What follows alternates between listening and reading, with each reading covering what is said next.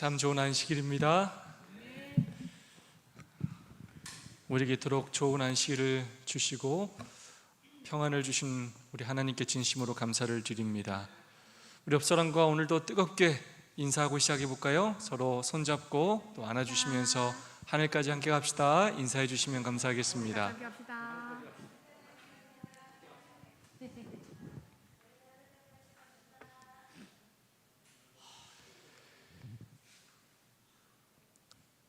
네, 이번 주 TMI 제안하는 내용입니다. 새로 이사 온 가족을 식사 자리에 초대하세요. 집을 잘 관리해서 집주인과 좋은 관계를 유지하세요. 찬거리를 조금 더 사서 가난한 이들에게 나누어 주세요. 우리가 우리의 삶에서 할 수 있는 아주 작은 봉사가 무엇인지, 사랑의 실천이 무엇인지를 늘 고민하고 아주 작은 것부터 그렇게 실천하는 우리 모두가 될 수 있기를 간절히 소망합니다. 벌써 3기가 시작되죠? 네, 내일이면 7월 1일이 됩니다. 6월의 마지막 날입니다. 이제 새천사의 기별에 관한 한 기의 공부가 끝나고 저희는 한 성경책을 이제 공부하게 됩니다. 여러분 제목이 뭡니까? 에베소서입니다. 우선 책 한번 들어볼까요? 네, 훌륭하십니다. 많은 성도님들에게 책을 들어주셨습니다. 금요일마다 이 예식을 매번 하도록 하겠습니다. 이 책 뜨는 시간을 갖도록 하겠습니다. 그 말은 놓고 다니란 말은 아닙니다. 가지고 다니시고 또 공부해 오셔서 함께 이 시간이 처음으로 공부하는 시간이 아니라 여러분이 배우셨던 것을 복습하는 시간이 될 수 있기를 간절히 소망합니다. 이번 한기 에베소서라는 이 책을 14주 동안 함께 연구하게 되겠습니다. 우선 에베소서의 서론을 함께 살펴보도록 하겠습니다. 바울이 2차 선교여행의 끝 무렵에 AD 52년경에 이 소아시아의 수도였던 에베소를 그때 처음 방문했습니다. 그리고 3차 선교여행 중 거기서 3년간 그렇게 사랑으로 봉사하였습니다. 그리고 3차 선교여행을 마치고 이제 예루살렘으로 돌아가는 길에 밀레도에서 에베소 교회 장로들을 불러서 그곳에서 만나서 자신이 그곳에서 어떻게 목회를 했는지를 회고하고 앞으로 그들이 어떻게 믿음 생활을 해야 하는지를 당부하는 그 내용이 또 사도행전 20장에 기록되어 있습니다. 그게 AD 57년의 일입니다. 그 다음에 바울이 로마에서 황제 재판을 기다리던 중에 가택연금을 당했는데요, 그때 에베소 교인들을 위해 편지를 쓰고 두개교폰으로 보냈는데 우리가 그것을 에베소서라고 부릅니다. 그래서 에베소서는 바울의 2차 선교여행 때 한번 들렸고, 가장 중요한 건 3차 선교여행 때 3년 동안 그가 아주 열심으로 섬겼던 곳이 에베소서고, 그리고 그가 감옥에서 그 에베소 교인들에게 썼던 편지를 우리는 에베소서라고 부릅니다. 그러면 우리가 옥중서신이라고 부르는 책이 4권이 있죠? 뭡니까? 골로새서, 빌레몬서, 빌립보서, 특히 에베소서, 이 책을 우리가 옥중서신이라고 그렇게 부릅니다. 방금 말했던 것처럼 2차 선교여행의 끝에 안디옥에 갔다가 더베, 루스드라, 드로아, 빌립보, 데살로니가, 베레아, 고린도, 아테네 갔다 고린도에 왔다가 에베소를 잠깐 거친 다음에 2차 선교여행을 마쳤고요. 그리고 두 번째 3차 선교여행 안디옥에서 가장 먼저 에베소에 가서 3년 동안 그가 에베소에서 봉사를 했고요. 그리고 드로아를 갔다 빌립보, 데살로니가, 또 고린도, 다시 돌아와서 드로아에서 결국 다시 내려오면서 밀레도에서 에베소 가까이 있는 에베소 장로들을 불러서 그곳에서 마지막 그렇게 작별 인사를 하고 그가 다시금 돌아오면서 3차 선교여행을 마치고 결국은 마지막에 감옥에서야 그들에게 편지를 쓰게 됩니다. 그것을 우리는 에베소서라고 부르고 있습니다. 이 에베소서의 주제는 그리스도 안에서의 연합입니다. 재림교회 성경주석은 에베소서 서론에 대하여 이렇게 기록하고 있습니다. 바울은 유대인과 이방인, 아시아인과 유럽인, 노예와 자유인으로 이루어진 교회에 편지를 썼는데 이들은 그리스도 안에서 연합으로 회복되어야 할 분열된 세계를 상징한다. 그곳에는 개인, 가족, 교회, 인종의 연합이 필요했다. 각 신자의 생일에서 이루어지는 개인적인 연합의 회복은 하나님의 우주의 연합을 보증한다. 연합이라는 주제가 명시되지는 않았지만 에베소서 전반에 걸쳐 은연중에 드러난다. 이 에베소, 앞으로 배우겠지만 이 에베소라는 이 지역 자체가 굉장히 다양한 사람들로 구성되어 있습니다. 유대인, 이방인, 아시아인, 그리고 노예, 자유인, 굉장히 다양한 사람들로 구성되어 있는 그런 사람들이 모인 그 교회에서 어떻게 그리스도 안에서 이 연합을 이룰 수 있을지에 대하여 기록하고 있습니다. 교과 6페이지와 7페이지는 특별히 이렇게 말하고 있습니다. 그리스도교가 전해진 초기의 감동적인 경험을 뒤로하고 에베소인들은 신앙의 의미를 잃어가고 있었다. 그는 에베소의 신자들이 거대한 도시에 세련되고 철저하게 이교도적인 문화가 가운데 예수의 제자가 된다는 것이 어떤 의미인지에 대한 실제성을 잊어버리고 낙심할까 걱정한다. 그래서 바울은 에베소 신자들의 충성을 가로채려 하는 모든 능력과 권세보다 더욱 하늘에서 높이 들리신 그리스도를 강조한다. 에베소서는 세상의 유혹과 세월의 흐름이 그리스도인 제자도를 무디게 하려고 시시각각 위협하는 이 시대를 향해 특별히 권면한다. 네, 그리스도 안에서 연합을 강조할 뿐만 아니라 그 도시가 대도시였기 때문에, 그리고 상업화된 도시였기 때문에 많은 그런 이교적인 문화 가운데서 그들이 믿음을 잃어버리지 않을까 하는 걱정과 염려 속에서 어떻게 하면 그들이 믿음을 지키고 어떻게 하면 그리스도께서 주신 그 능력들을 실제로 체험하면서 그렇게 살아갈 수 있을지, 그리스도를 그렇게 강조하는 내용입니다. 그래서 에베소서는 그게 교회론, 교회를 강조할 뿐만 아니라 기독론, 그리스도에 대하여 아주 강조하는 그런 책이라고 할 수가 있겠습니다. 이번 한 기 동안 이 에베소서를 아주 깊이 있게 공부하는 시간을 갖도록 하겠습니다. 제1과입니다. 제목 한번 읽어볼까요? 시작. 바울과 에베소 교인들. 기억점 말씀 다 함께 읽어보겠습니다. 그 뜻의, 시작. 그 뜻의 비밀을 우리에게 알리신 것이요 그의 기뻐하심을 따라 그리스도 안에서 때가 찬 경륜을 위하여 예정하신 것이니 하늘에 있는 것이나 땅에 있는 것이나 다 그리스도 안에서 통일되게 하려 하심이라. 아멘. 그리스도 안에서 통일되게 하려 하심이라. 이를 소지 보도록 하겠습니다. 에베소의 전도자 바울이라는 내용입니다. 사도행전 19장 말씀 읽어보겠습니다. 이에 돌아다니며 마수라는 어떤 유대인들이 시험 삼아 악기 들린 자들에게 주 예수의 이름을 불러 말하되 내가 바울의 전파하는 예수를 의지하여 너희에게 명하노라 하더라. 유대의 한 제사장 스게와 7 아들도 이 일을 행하더니 악기가 대답하여 이르되 내가 예수도 알고 바울도 알거니와 너희는 누구냐 하며 악기 들린 사람이 그들에게 뛰어올라 눌러 이기니 그들이 상하여 벗은 몸으로 그 집에서 도망하는지라. 에베소에 사는 유대인과 헬라인들이 다 이 일을 알고 두려워하며 주 예수의 이름을 높이고 믿는 사람들이 많아서 와서 자복하여 행한 일을 알리며. 바울이 3차 선교 여행으로 에베소를 다시 방문했을 때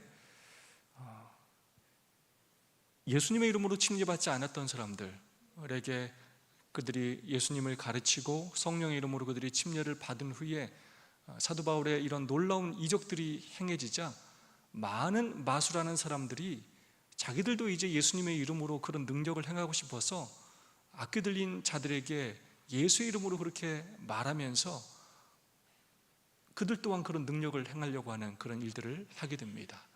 그때 유대한 제사장이었던 스게와와 7 아들도 이 일을 똑같이 행했을 때 악기가 뭐라고 말했느냐, 내가 예수도 알고 바울도 알거니와 너희는 누구냐 하며 악기 들린 사람이 그들에게 뛰어올라 눌러 이기게 되었고, 이 일을 통하여 예수 그리스도가 결국 악기를 물리칠 뿐만 아니라 모든 신 중에 뛰어난 신이라는 것을 그 사람들에게 알리게 되면서 유대인과 헬라인들이 이 일을 알고 두려워하였고 예수의 이름을 높이면서 믿는 자들이 많이 와서 자복하는 놀라운 일들이 일어나게 되었습니다.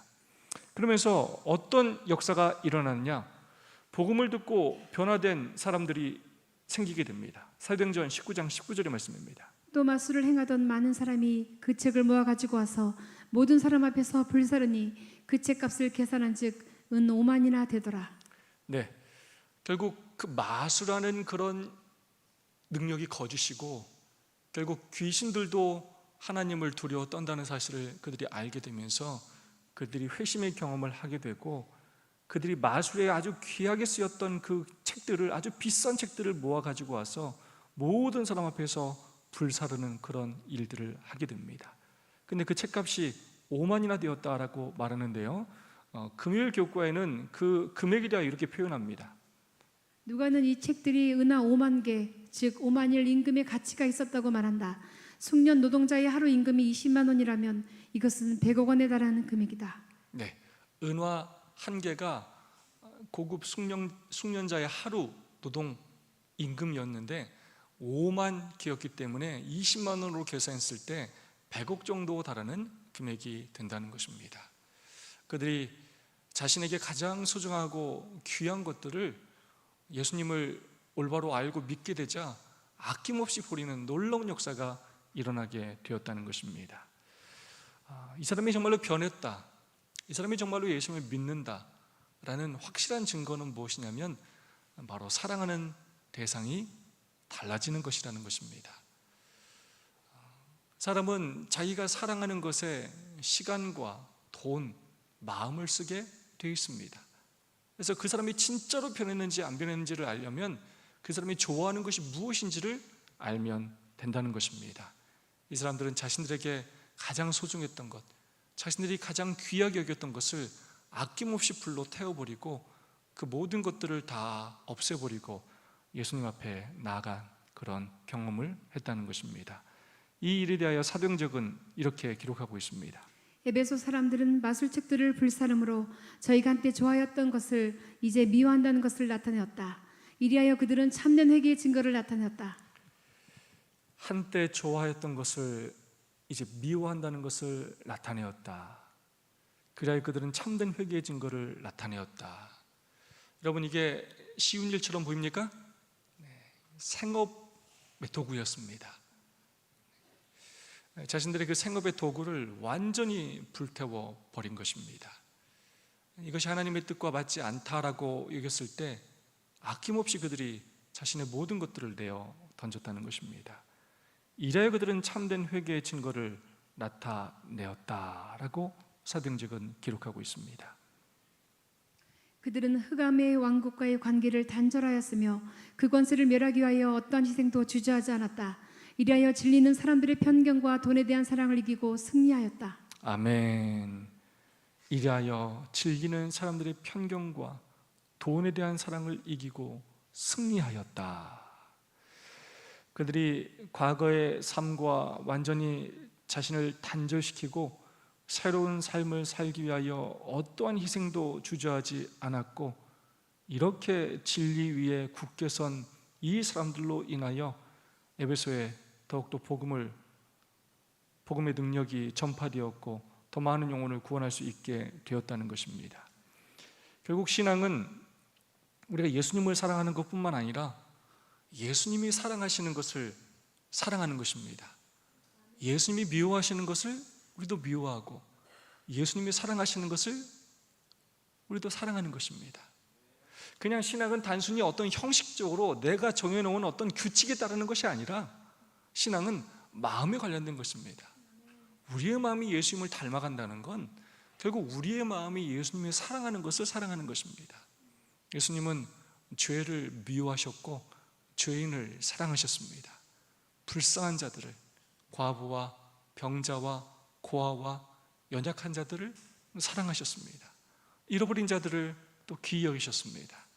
그렇게 예수님께서 사랑하셨던 것들을 우리도 사랑하기를 간절히 소망하고 예수님이 미워하시는 것을 우리도 미워할 수 있기를 간절히 소망합니다. 월요 소지입니다. 원형 극장에서의 폭동. 그때쯤 되어 이 도로 말미암아 적지 않은 소동이 있었으니 즉 데메드리오라 하는 어떤 은장색이 은으로 아데미의 신상 모형을 만들어 직공들에게 적지 않은 벌이를 하게 하더니 그가 그 직공들과 그러한 영업하는 자들을 모아 이르되 여러분도 알거니와 우리의 풍족한 생활이 이 생업에 있는데 이 바울이 에베소뿐 아니라 거의 전 아시아를 통하여 수많은 사람을 권유하여 말하되 사람의 손으로 만든 것들은 신이 아니라 하니 이는 그대들도 보고 들은 것이라. 다음 말씀까지 읽겠습니다. 우리의 이 영업이 천하여질 위험이 있을 뿐 아니라 큰 여신 아데미의 신전도 무시당하게 되고 온 아시아와 천하가 위하는 그의 위엄도 떨어질까노라 하더라. 그들이 이 말을 듣고 분노가 가득하여 외쳐 이르되 그다 에베소 사람의 아데미여 하니 온 시내가 요란하여 바울과 같이 다니는 마게도냐 사람 가이오와 아리스타고를 붙들러 일제히 영장으로 달려 들어가는지라. 이 에베소에서 복음을 전했을 때 긍정적으로 복음을 받아들이는 사람도 있었지만 그렇지 않은 사람들도 있었습니다. 특별히 데메드리오 하는 어떤 은장색, 은으로 아데미 신상 모형을 만들어 직공들에게 적지 않은 벌이를 하게 하는 어떤 조합장처럼 많은 사람들을 이렇게 거느리면서 그 업을 하는 사람이 있었는데, 결국 사도 바울이 우상 숭배에 대하여 이야기하면서 창조주신 우리 참 하나님을 경배해야 된다는 것을 강조하게 되었을 때, 이들이 이것으로 인하여 자신들의 이 수입이, 영업이 위험해질 것을 걱정한 나머지 그들이 결국 극장으로 달려들면서 소동을 일으키는 그러한 내용이 사도행전 19장에 기록되어 있습니다. 이 내용을 알려면 에베소라는 도시에 대하여 조금 더 깊이 알아야 하겠습니다. 에베소는 인구 25만 명의 아주 큰 도시였습니다. 그때 당시로는 로마에서 아주 네 번째로 큰 도시였습니다. 로마, 알렉산드리아, 안디옥, 에베소, 이런 도시가 그 당시에 가장 큰 도시였습니다. 지금의 이 터키인데요, 소아시아의 수도로 에베소가 그때 자리하고 있었습니다. 에베소는 항구 도시였을 뿐만 아니라 중요한 육로 교통의 요충지이기도 하였습니다. 특별히 도시의 수여신 아르테미스를 숭배하는, 아데미를 숭배하는 그런 도시였고요, 상업이 발달했을 뿐만 아니라 관광산업도 크게 발달해 있는 그러한 도시였습니다. 특별히 여러분, 아데미 여신은 이 풍요와 다산의 여신입니다. 저 사진이 아데미 여신의 사진인데요, 가슴이 굉장히 많죠? 풍요와 다산을 상징하는 그러한 여신이었습니다. 그래서 이 에베소는 이 아데미 신전이 있었을 뿐만 아니라 이 아데미 여신에 관련된 이런 우상들을 만드는 이 업들이 굉장히 발달돼 있었던 도시였습니다. 로마는 이탈리아 로마, 그리고 에베소는 지금의 이 터키 지역이고요, 안디옥, 시리아, 그리고 알렉산드리아는 이집트에 있는 그러한 도시들입니다. 그 당시에 저 도시들이 가장 큰 대도시들이었습니다. 왼쪽에 있는 것이 터키 이스탄불의 미네아튀르크 공원에 있는 아르테미스 신전의 모형입니다. 실제가 아니고 모형입니다. 오른쪽에 있는 것이 신전의 유적지입니다. 이 신전이 얼마나 컸던지 세계 7대 불가사의로 그렇게 알려져 있습니다. 에베소인들이 세 번째 신전의 건립을 추진했습니다. 알렉산더 대왕이 에베소를 점령하고 자신이 돈을 내서 신전을 세우겠다고 제의했는데, 자존심이 강한 에베소 사람들이 재빠르게 대왕의 제의를 거절하고 알렉산더가 죽은 후에 자신들의 돈으로 이 아데미 신전을 건립했습니다. 이 세 번째 신전이 BC 323년에 착공해서 완공에 이르는 데까지 몇 년이 걸렸는데요, 두 번째 신전보다 이 세 번째 신전이 훨씬 더 컸고, 특별히 아테네와 이 경쟁심을 가지고 있던 에베소 사람들이 파르테논 신전보다 이 아데미 신전을 더욱더 크게 지었습니다. 얼마나 크냐면 길이가 137m나 되고 너비는 69m, 높이는 18m나 되었습니다. 저 기둥의 개수가 127개나 됐고, 건물 전체를 대리석으로 지은 아주 당대 최대의 그러한 신전이었습니다. 이 신전이 한 600여 년 정도 그렇게 잘 있었는데요, 이 아데미 신전은 신성한 곳으로 그렇게 여겨졌고, 죄인들이 도망쳐서 그곳에 숨으면 관원들이 체포하지 못하는 그렇게 신성한 곳으로 여겨지는 곳이었습니다. 다시 한번 말씀 읽어볼까요? 우리의 이 영업이 천하여질 위험이 있을 뿐 아니라 큰 여신 아데미의 신전도 무시당하게 되고 온 아시아와 천하가 위하는 그의 위엄도 떨어질까 하노라 하더라. 그들이 이 말을 듣고 분노가 가득하여 외쳐 이르되, 그다 에베소 사람이 아데미여 하니 온 시내가 요란하여 바울과 같이 다니는 마게도냐 사람 가이오와 아리스타고를 붙들어 일제히 연극장으로 달려 들어가는지라. 네, 제목이 뭡니까? 원형 극장에서의 폭동. 그렇게 데메드리오가 이런 소동을 일으키면서 많은 사람들을 불러 모아서 크게 외쳤습니다. 에베소 사람의 아데미여 하면서 이걸 2시간 동안이나 그렇게 외치면서 극장으로 사람들을 모았고 그곳에서 소동을 일으키면서 바울을 해하려고 하는 그런 계획을 세웠습니다. 이 원형극장이 등장하는데요, 로마는 자기들의 이 정복 그런 국가나 도시들에 이런 원형극장을 세웠습니다. 왜 에베소의 인구를 25만 명으로 추정하느냐? 로마인들은 이렇게 자신들이 정복하는 도시에 원형극장을 세울 때 이 원형극장의 규모를 인구의 10분의 1 규모로 지었습니다. 이 원형극장의 규모가 한 2만 5천석 정도가 됩니다. 그래서 그걸 추산을 통해서 볼 때 25만 명 정도 됐을 것이라고 그렇게 이야기합니다. 실제로 가면 이게 얼마나 큰지 모릅니다. 어떻게 그 시대에 이것을 지었을까 생각될 정도로 굉장히 아주 큰 경기장입니다. 그리고 저렇게 큰데도 이 가운데서 이야기하면 그 극장 전체의 소리가 울릴 정도로 아주 잘 만들어져 있습니다. 과거에 실제로 이랬을 것이다 라고 이렇게 추측해서 그린 그림인데요, 지금은 그 바로 앞에 물이 있지 않지만 그 당시에는 이렇게 바다가 연결된 에베소와 직접 이렇게 배가 들어올 수 있는 항구 도시였다는 것입니다. 그리고 이것이 지금 신전에서 바라보는 그러한 도시의 모습입니다. 사도행전 295페이지 이렇게 말하고 있습니다. 이 교회 사제들과 직공들의 수입이 위태롭게 되었다는 이유로 그들은 가장 신랄하게 바울을 대적하였다. 네, 사람들이 언제 이렇게 열을 내고 때로는 목숨을 걸고 달려드느냐? 여러분 언제입니까? 네, 돈과 관련됐을 때예요. 생계에 관련됐을 때예요. 그때는 다 필요 없어요. 죽느냐 사느냐를 생각하는 것입니다. 그래서 때로는 시위하는 사람들이 이렇게 몸에 정말로 이렇게 기름을 뿌리고 끔찍한 분신을 그렇게 하는 사람이 있을 정도로 그들이 자신들의 생업을 지키기 위하여, 이익을 관철시키기 위하여 목숨을 거는 사람들이 많다는 것입니다.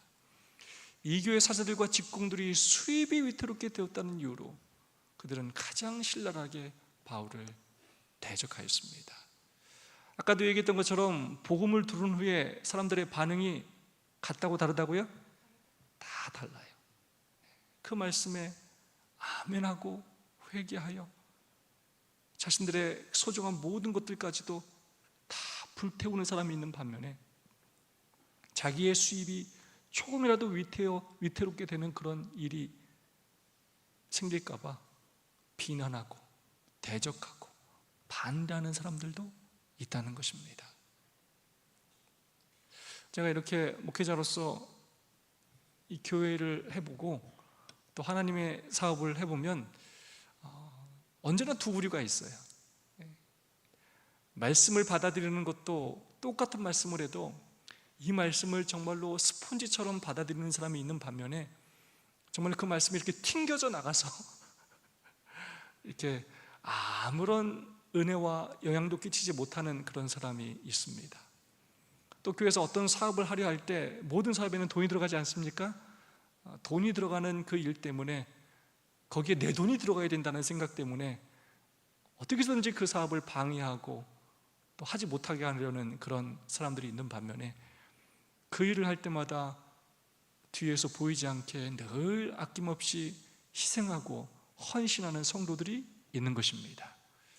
오늘 우리는 어떠한 사람이 되어야 하겠습니까? 하나님의 말씀이 선포될 때 여러분 늘 정말로 여러분의 모든 것들을 하나님을 위하여 내어 바칠 수 있는, 하나님께서 기뻐하시는 그런 선택을 하는 우리 모두가 될 수 있기를 간절히 소망합니다. 사도행전 295페이지의 말씀입니다.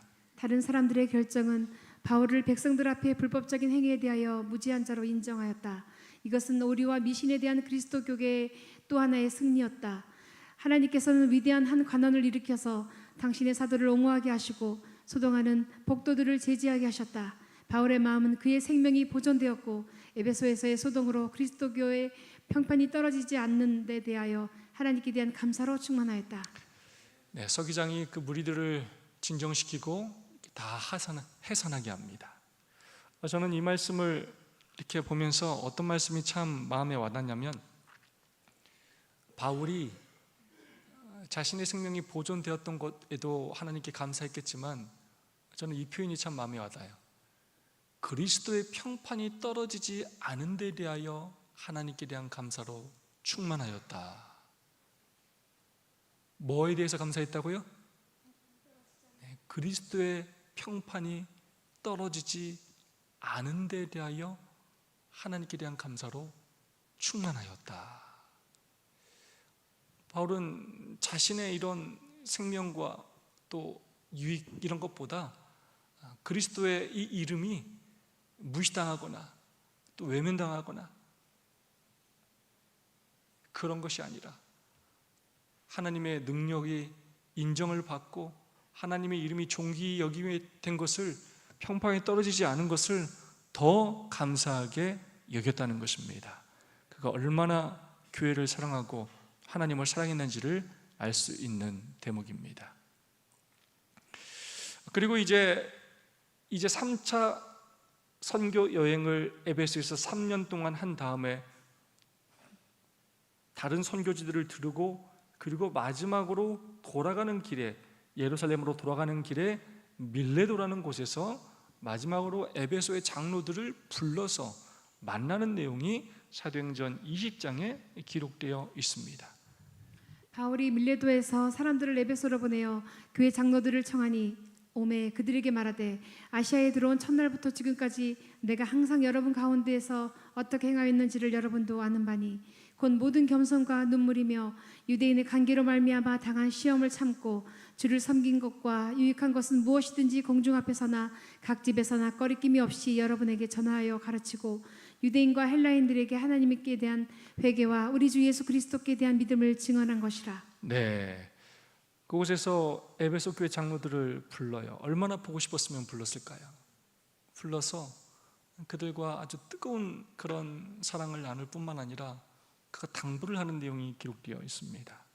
두 가지 메시지가 있는데요. 첫 번째, 우리가 읽었던 첫 번째 내용은 3년 동안의 회상이 담겨져 있습니다. 과거에 대해서 이야기해요.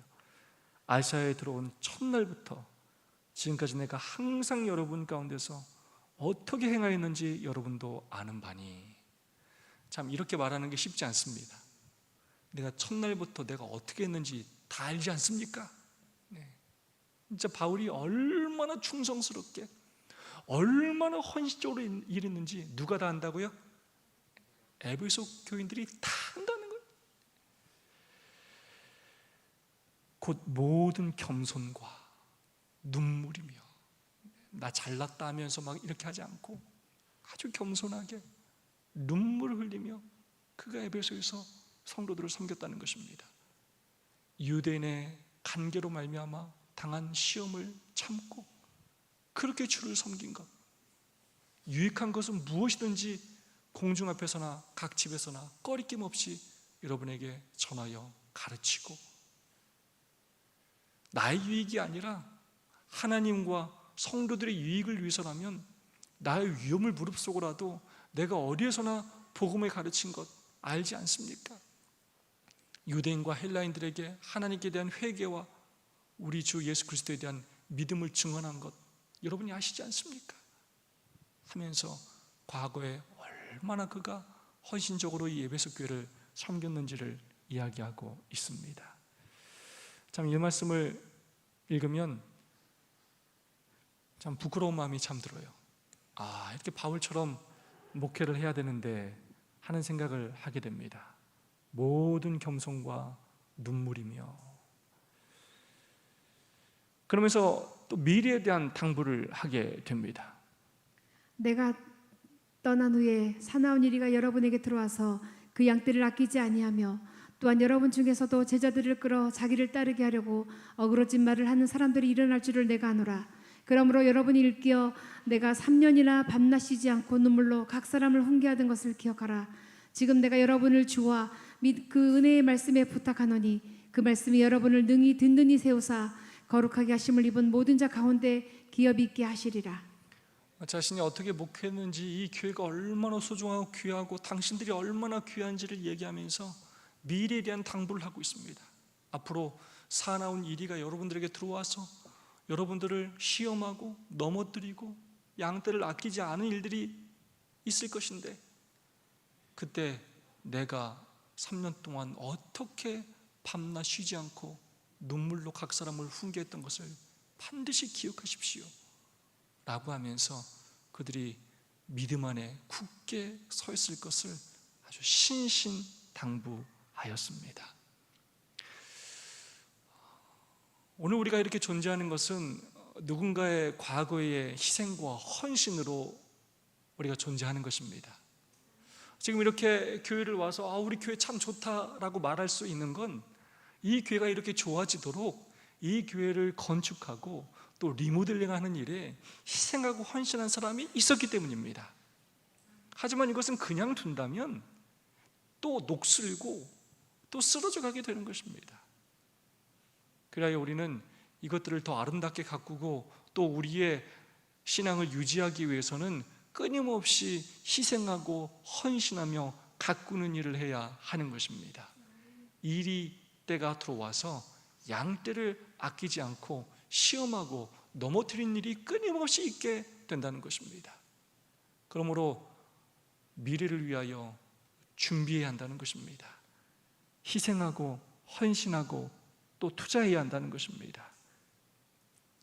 우리 교회가 과거에 안주하는 교회가 아니라 늘 미래를 위하여 또 준비하고 또 투자하고 헌신하는 교회가 될 수 있기를 소망합니다.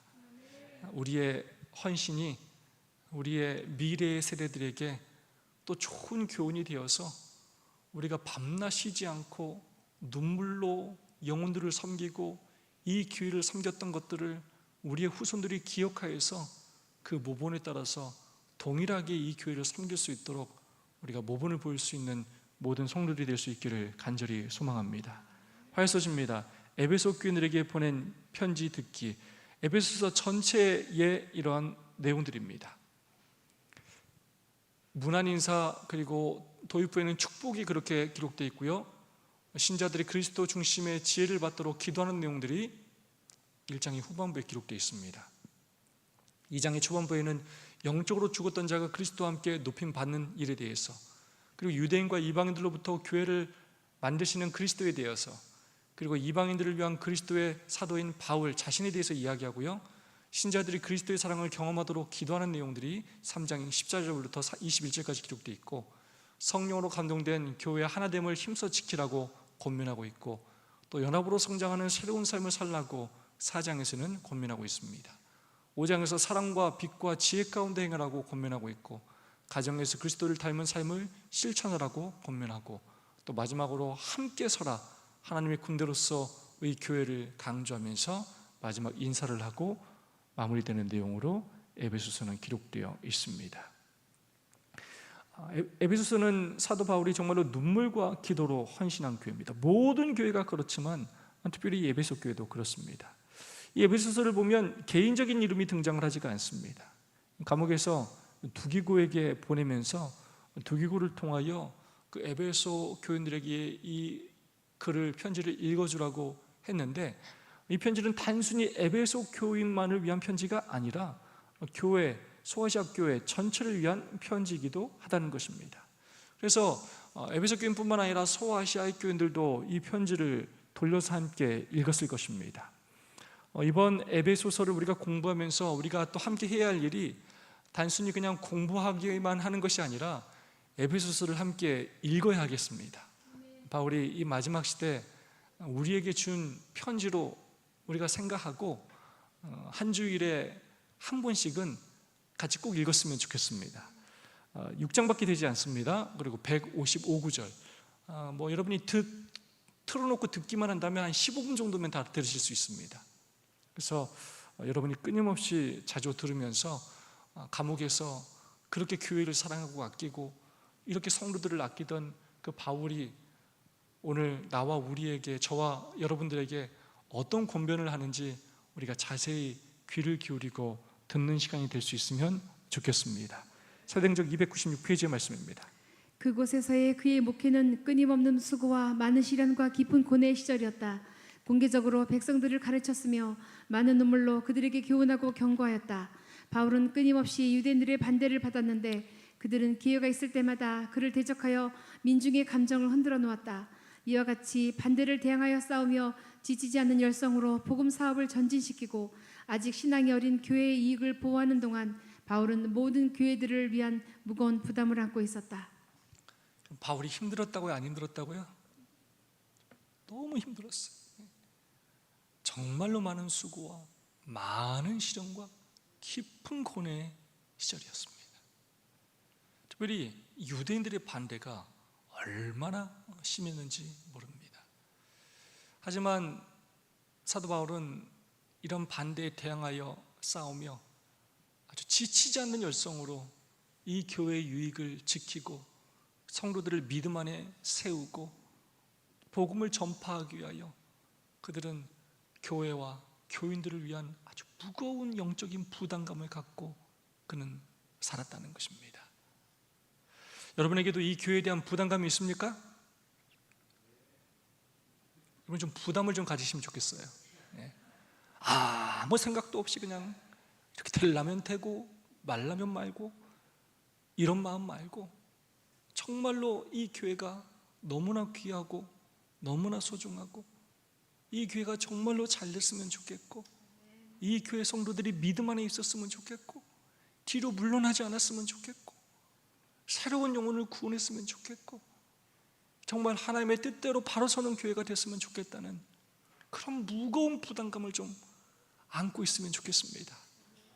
이런 부담감도 같이 안고 있어야 이게 덜 부담스럽고 힘이 나지, 너무 소수만 그 부담감을 갖고 있으면 쓰러져 지치게 되어 있어요. 사도 바울은 정말로 가는 교회마다 그런 무거운 부담을 안고 있었습니다. 그만큼 교회를, 성도들을 사랑했다는 것입니다.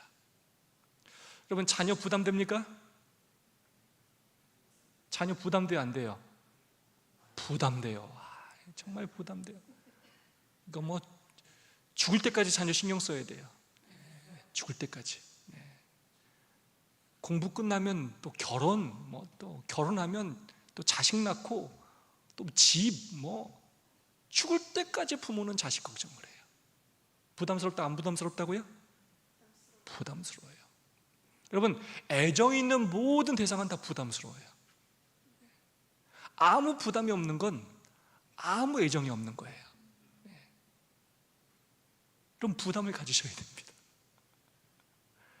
이 교회가 하나님의 뜻대로 바로 설 수 있도록 이 교회에 청소하는 사람은 있는지, 식사 준비하는 사람은 있는지, 일할 사람은 있는지 돌아보고 이것이 어떻게 하면 제대로 이루어질 수 있을지 돌아보고 그런 마음을 쓰셔야 합니다.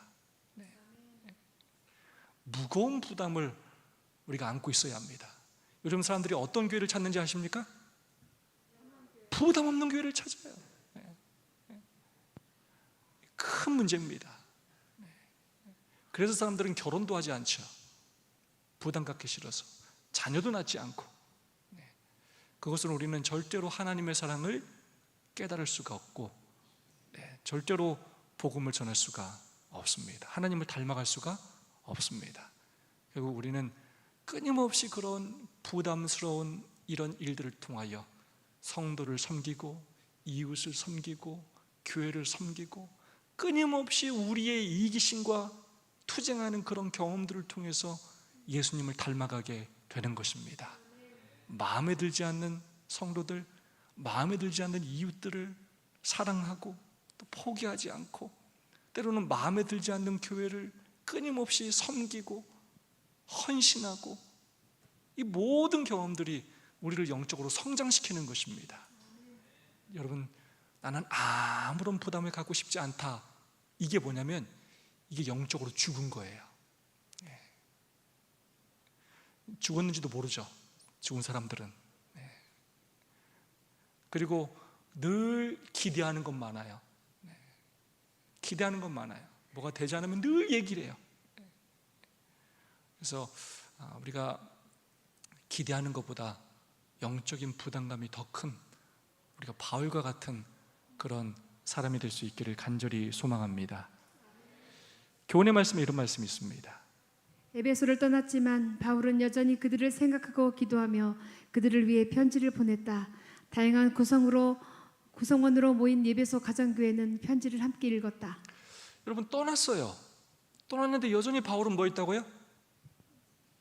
여전히 그 교회를 생각했어요. 여전히 근심하고 걱정하고 기도했다는 거예요. 사람이 참 안 보면 금방 잊혀지지 않습니까? 떠나면 그만 아닙니까? 근데 사도 바울은 그렇게 하지 않았다는 것입니다. 그냥 중요한 순간에 나만 쏙 어디를 가면 되는 게 아니라 사도 바울은 있는 곳에서 그는 그곳을 잊지 않고 교회를 위하여 끊임없이 기도하고 끊임없이 그들을 믿음 위에 세우기 위하여 노력했다는 것입니다. 그렇게 교회를 사랑했다는 것입니다. 소서입니다. 그 당시에 에베소서. 자, 이 에베소서는 발신자가 바울입니다. 바울은 자신을 1인칭으로 계속해서 언급하고 있습니다. 갇힌 자 된 나 바울, 주 안에서 갇힌 내가, 나는 그리스도와 교회에 대하여 말하노라 라고 말하면서 이 책이 자신이 썼으면 그렇게 언급하고 있습니다. 또한 이 에베소서에 자신의 사도적 고난에 대하여도 묘사하고 있습니다. 너희를 위한 나의 여러 환난에 대하여 낙심하지 말라. 이를 위하여 내가 쇠사슬에 매인 사신이 된 것은 그가 핍박을 받았을 뿐만 아니라 감옥에 갇혀 있는 것까지도 그가 이야기하고 있습니다. 수신자를 구체적이며 포괄적으로 또한 언급하고 있습니다. 1차적으로는 에베소서에 있는 성도들에게 보낸 것이지만 또 두 번째로 그리스도 예수 안에 있는 신실한 자들, 모든 그리스도인들에게 보낸 편지라는 것입니다. 창세전에 그리스도 안에서 우리를 택하사 그의 은혜의 영광을 찬송하게 하려는 것이라. 그래서 수신자들 뿐만 아니라 이 글을 쓴 목적까지도 그렇게 말해주고 있습니다. 에베소서의 문학적인 특징은 의외로 이 에베소서는 아주 긴 문장이 많습니다. 아주 몇 절이 한 문장으로 이루어진 그런 구절들이 많이 있습니다. 그리고 찬양과 기도와 예배 언어로 아주 가득 차 있습니다. 특별히 교회에 관한 은유적 표현이 나옵니다. 그래서 이 에베소서를 교회론에 관한 책이라고도 이야기합니다. 네 가지로 그렇게 비유하는데요. 그리스도의 몸, 건물과 성전, 그리스도의 안에 하나님의 군대로 이렇게 교회를 묘사하고 있습니다. 목요일 소주입니다. 그리스도로 가득 찬 편지. 찬송하리로다. 하나님 곧 우리 주 예수 그리스도의 아버지께서 그리스도 안에서 하늘에 속한 모든 신령한 복을 우리에게 주시되 곧 창세전에 그리스도 안에서 우리를 택하사 예수 그리스도로 말미암아 자기 아들들이 되게 하셨으니 하늘에 있는 것이나 땅에 있는 것이 다 그리스도 안에서 통일되게 하려 하심이라. 마지막이요. 자, 3절, 4절, 5절, 10절을 읽었는데 여러분 계속해서 빠지지 않고 나오는 표현이 뭐가 있습니까? 그리스도. 예수 그리스도라는 표현을 얼마나 많이 하는지 모릅니다. 얼마나 자주 하는지 몰라요. 그 다음에 또 하나의 굉장히 중요한 바울 신학이 아주 정수라고 있는 굉장히 중요한 단어가 하나 있어요. 그리스도 안에라는 단어예요. 안에. 네. 그리스도 안에서 우리를 택하사 그리스도 안에서 통일되게 하려 하심이라. 그래서 이 에베소서는 그리스도로 가득 차 있는데 특별히 우리가 연합을 위해서는 우리가 누구 안에 있어야 된다고요? 그리스도 안에 있어야 된다는 거예요. 어떤 사람 중심으로 연합하는 것이 아니라 우리가 다 그리스도 중심으로 함께 모이면서 연합해야 한다는 것입니다. 교과 18페이지는 이 부분에 대해 이렇게 말하고 있습니다. 하나님께서 의도하신 연합의 중심은 그리스도이시다. 따라서 에베소서에서는 어디서에서나 그리스도 안에서 행하시는 하나님에 대한 찬양과 그리스도 안에서 신자들에게 제공된 영적 자원을 활용하는 것에 대한 기쁨을 발견할 수 있는 그리스도로 가득 찬 서신이다. 바울은 그리스도 안에서 또는 그와 유사한 문구를 30번 이상 사용하며 모든 곳에서 예수님을 높인다. 아멘.